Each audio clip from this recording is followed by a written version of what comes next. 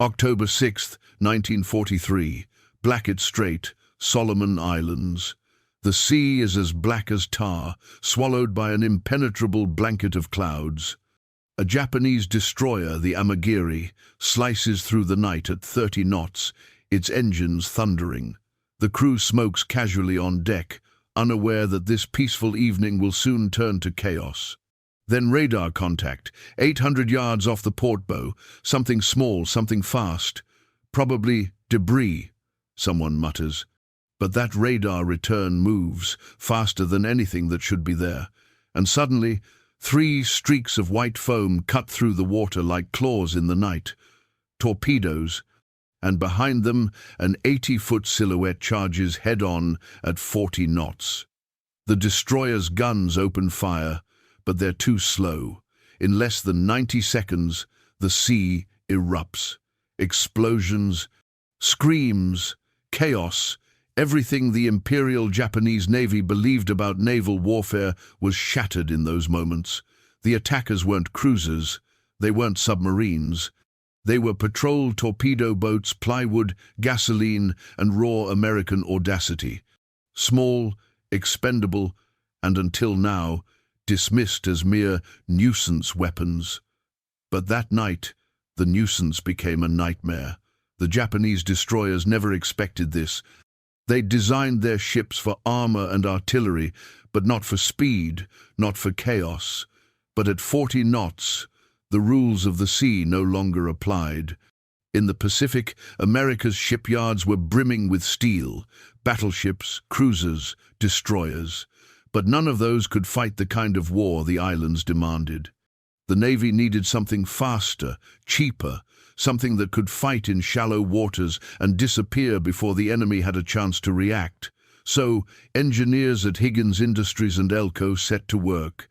The result? A strange-looking 80-foot wooden boat that looked more like a speedboat than a war machine. It carried 4 torpedoes, a few machine guns, and a crew of 12 men. The Navy called it the PT Patrol Torpedo Boat. The men who served on them had another name, the Plywood Coffin. The early missions were disastrous. Mark 8 torpedoes misfired, ran too deep, or were spotted too soon by the Japanese. Against armor-plated destroyers, the boats splintered like matchsticks. Skeptics scoffed, calling the boats a publicity gimmick. Even Navy destroyer captains joked, "Let the PT boys have their fun. They'll be gone before sunrise." But in Detroit, something was happening that would change everything. Packard Motor Company, the same folks who built engines for racing cars and P-51 Mustangs, was developing a monster, a 12-cylinder marine engine capable of 1,350 horsepower. By mounting 3 of these engines side by side, the PT boat's combined output reached a jaw-dropping 4,050 horsepower. And that's when plywood turned into a weapon. At full throttle, the new PT boats could reach 41 knots faster than any destroyer, faster than any Japanese escort ship, and fast enough to outrun even their own torpedoes. The Pacific had never seen anything like it. But speed alone wasn't enough. The Americans would have to develop new tactics to make these fragile boats destroyer killers, and that was coming next. In 1942, the Imperial Japanese Navy's doctrine was built on one thing: pride. The dream of a decisive battle, the legacy of Tsushima and their fleet of giants. Heavy cruisers, torpedo destroyers, and the magnificent battleships Yamato and Musashi. In this doctrine, small boats were nothing but toys useful for guarding harbors or chasing smugglers, not for challenging the Emperor's destroyers. When they first heard about America's patrol torpedo boats, the Japanese officers laughed. They called them mosquitoes. Annoying, but harmless.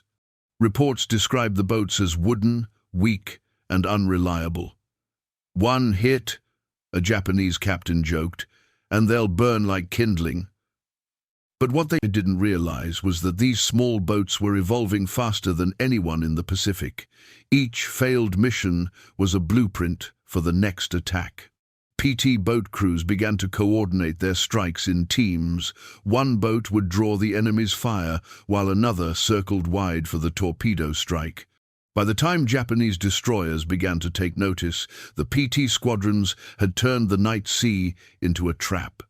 Japan had built its war plan around one massive, decisive battle. Instead, it was dying by 1,000 wooden cuts, and speed was no longer just an advantage, it was a new kind of weapon. October 6, 1943. The Solomon Islands were a graveyard of ships. Locals called it Iron Bottom Sound, a name earned from the wrecks scattered across the ocean floor. That night, 4 American PT boats, PT-59, PT-157, PT-162, and PT-170, waited in ambush. Their mission: intercept Japanese destroyers running supplies down the Tokyo Express, the high-speed nighttime convoys keeping Japan's island garrisons alive.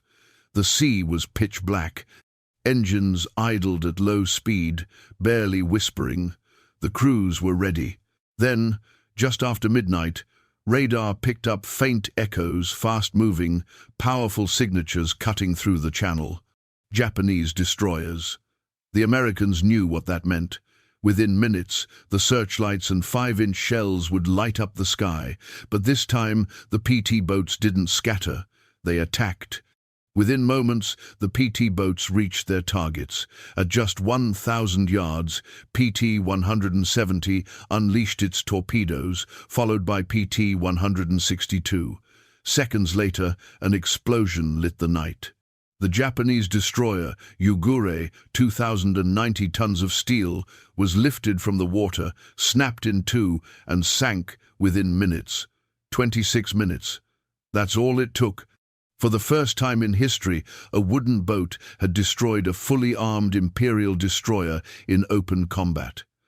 This victory stunned the Japanese High Command. How could a boat made of plywood and gasoline defeat a destroyer forged from steel? The answer was simple: speed, coordination, and nerve. From that night onward, every Japanese destroyer captain knew that the real threat in the Solomon Islands wasn't aircraft or submarines. It was the silent, invisible PT boats racing through the water at 40 knots and vanishing just as quickly. This newfound fear would change the entire rhythm of Japan's operations in the Pacific.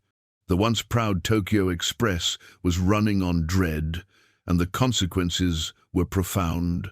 Cut off from supplies, Japanese island garrisons began to starve. While the PT boats didn't destroy everything outright, they isolated the enemy, strangling the flow of resources. One PT boat cost a few $1,000s and 12 men, one Japanese destroyer, millions of dollars, and a full crew of over 200. The lesson for Japan was clear: speed and adaptability were the future of naval warfare. In war, the smallest boats left the deepest wakes. The legacy of the PT boat wasn't just in the victory it secured, it was in the fear it instilled and the strategic shift it forced. Japan had measured strength in tonnage, but America measured it in throughput. As the war continued, the PT boats proved that innovation could turn the tide of war. Their story is a reminder that in warfare and in history, victory doesn't always belong to the biggest, it belongs to the fastest to adapt.